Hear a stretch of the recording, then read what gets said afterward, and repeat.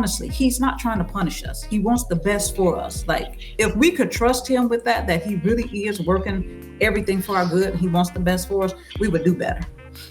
Right. I'm waiting to have sex until marriage. So we got one strongly disagree, one somewhat disagree. The talk show where we're kicking it and having fun on inspirational radio. We're the talk show, kicking it and having fun. So turn your radio up. One somewhat agree, and then 3 strongly agrees.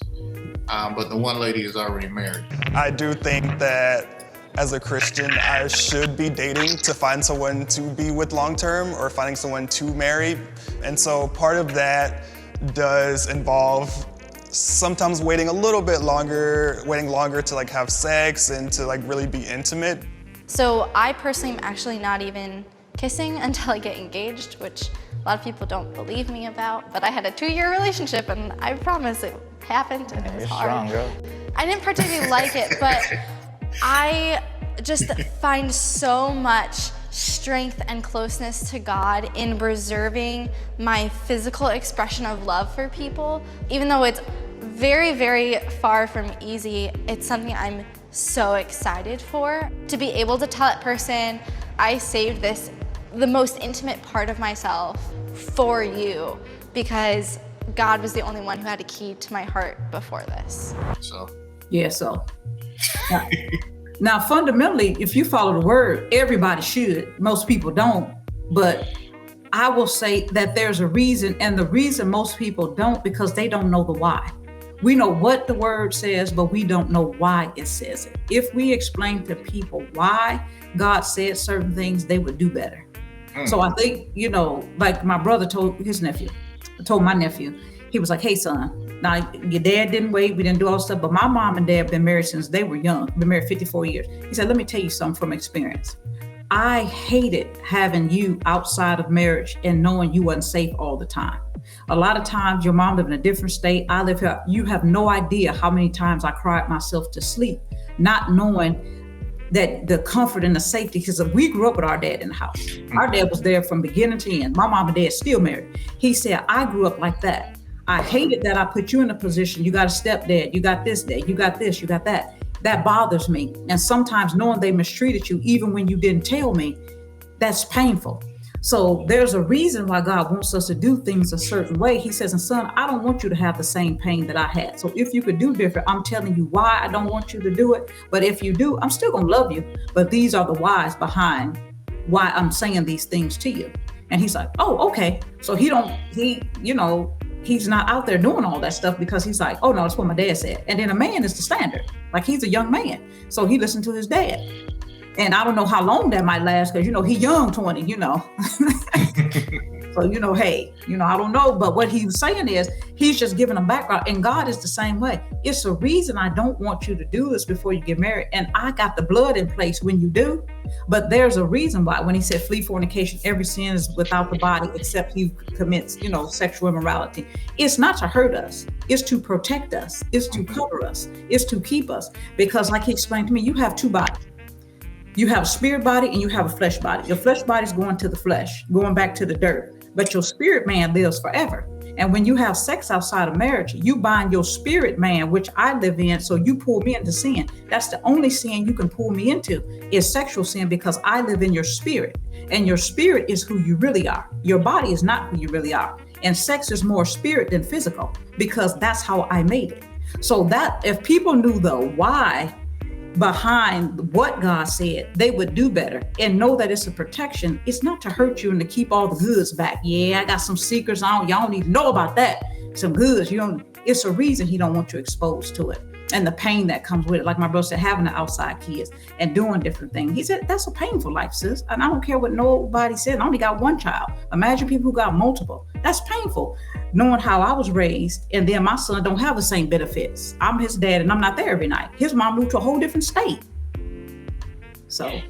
Yeah. I was talking talking to a buddy of mine not too long ago, and we were discussing kind of this, this topic. I was just kind of giving him my thoughts, my feedback about it.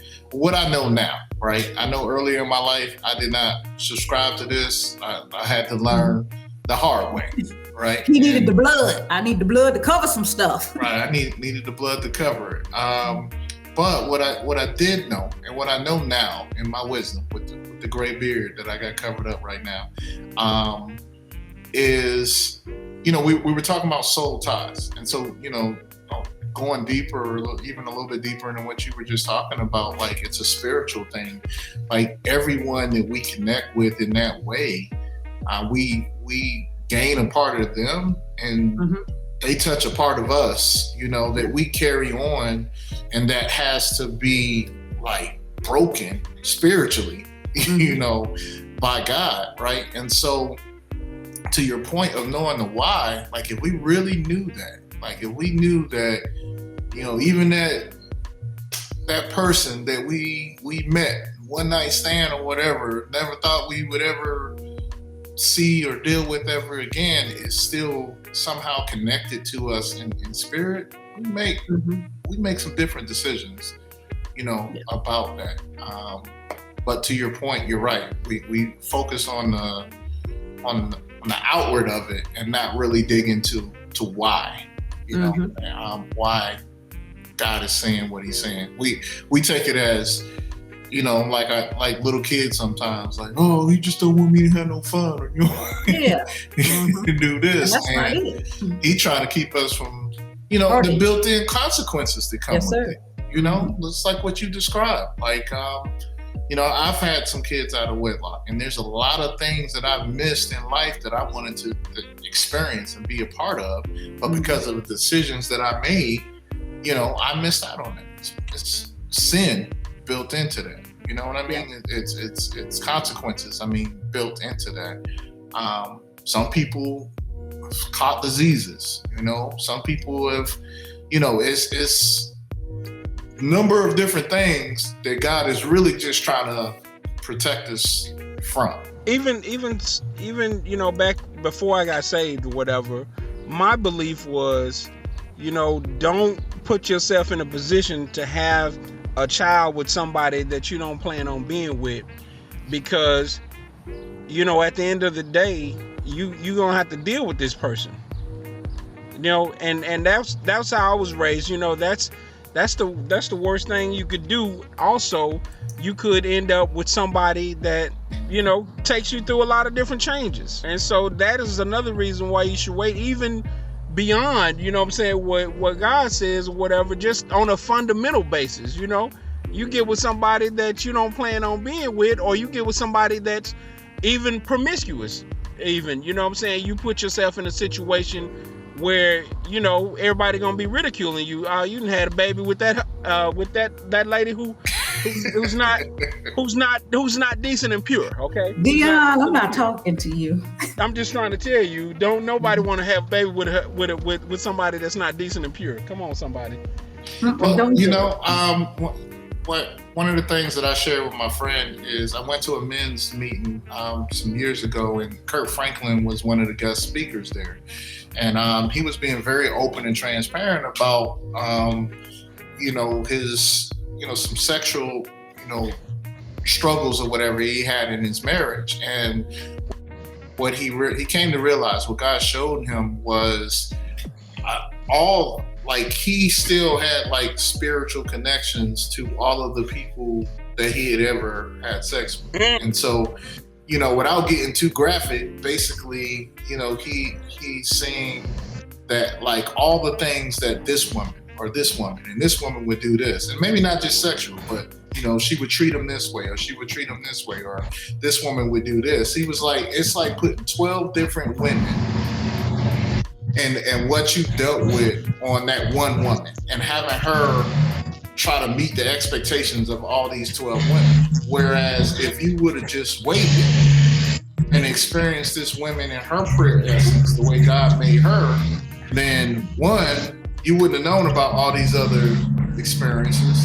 Two, you would have, you're able to experience her in the way that God meant her to give you those experiences, if that makes sense. And that was just profound to me, you know.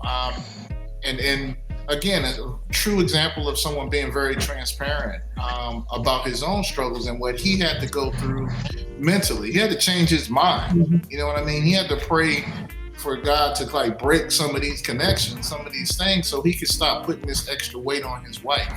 You know, so think about how many people who, you know, we live this lifestyle, right? Then we get into marriage. You know, are we putting the wrong expectations, too much weight on the person that we're with because of the connections that we've made previously? That's profound. That's awesome.